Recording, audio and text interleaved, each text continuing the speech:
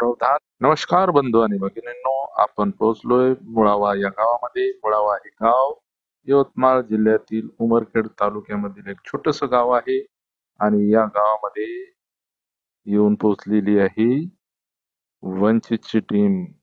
तर जाणून घेऊया या ठिकाणी ही कशाची गर्दी आहे. आपल्याला माहित असेल की वंचितचे सर्वेसर्वा बाळासाहेब आंबेडकरांनी काही दिवसापूर्वी आपल्या वंचित बहुजन आघाडीतील कार्यकर्त्यांना ईव्हीएम विरोधात अक्षरी मोहीम राबवण्याचे आदेश दिले होते. तर जाणून घेऊया या ईव्हीएम विरोधात जी त्यांनी स्वाक्षरी मोहीम या ठिकाणी ते राबवत आहेत.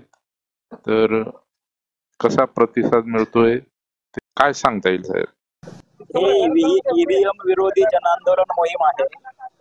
महाराष्ट्रामध्ये नुकत्याच विधानसभेच्या निवडणुका झाल्या. ह्या बॅलेट पेपरवर अशाच पद्धतीने ह्या निवडणुका ईव्हीएम होऊ नये म्हणून वंचित बहुजन आघाडीने महाराष्ट्रभर ईव्हीएम विरोधी जनआंदोलन मोहीम सुरू केलेली आहे.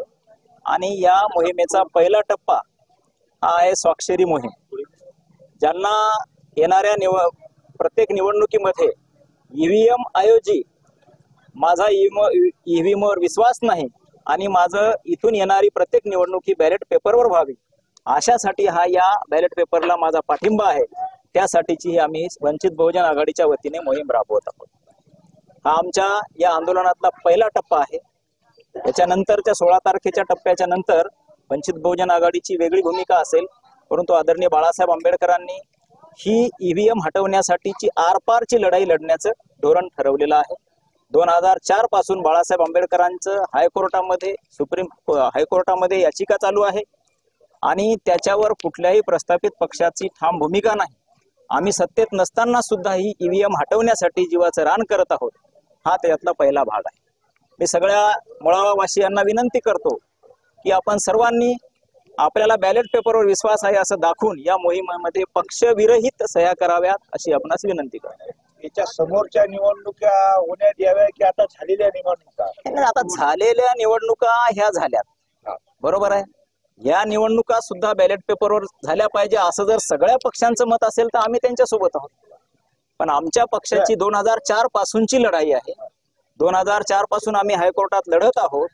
मागच्या लोकसभेला महाराष्ट्रातल्या 48 पैकी 33 विधानसभेमध्ये प्रत्यक्ष झालेलं मतदान आणि मोजणीच्या वेळेचं मतदान याच्यामध्ये डिफरन्स आढळून आला. ही पक्षाच्या वतीनं 33 लोकसभेमध्ये रिट पिटिशन दाखल केलेली आहे. परंतु याच्यावर सुप्रीम कोर्टानं किंवा हायकोर्टानं कुठेही निर्णय दिलेला नाही. म्हणून आता आम्ही जनआंदोलनाच्या माध्यमातून हा रेटा पुढे नेण्याचं काम वंचित बहुजन आघाडीच्या वतीने करत आहोत. आदरणीय बाळासाहेब आंबेडकर साहेब आपल्या वंचित बहुजन आघाडीचे राष्ट्रीय अध्यक्ष आहेत आणि हा चांगला उपक्रम हाती घेतलेला आहे. तरी मला असं वाटते की आपण जे निर्णय घेतलेला आहे की येणाऱ्या भविष्यातल्या जे काही स्थानिक स्वराज्य संस्थेच्या निवडणुका आहेत, आता लोकसभा आणि विधानसभा संपलेल्या आहेत. महाराष्ट्राच्या आणि देशाच्या निवडणुका संपलेल्या आहेत. येणाऱ्या निवडणुका जे आहेत ते ग्रामीण भागाशी निगडीत आहेत.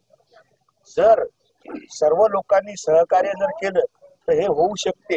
याच्यासाठी अजून आपण कठोर किती आंदोलन करणार आहात आणि काय काय करणार आहात याच्या बाबतीत सांगा की होणाऱ्या स्थानिक स्वराज्य संस्थेच्या निवडणुका जेणेकरून पंचायत समिती, जिल्हा परिषद आणि नगरपालिका, महानगरपालिका हा आमच्या आंदोलनाचा पहिला टप्पा आहे.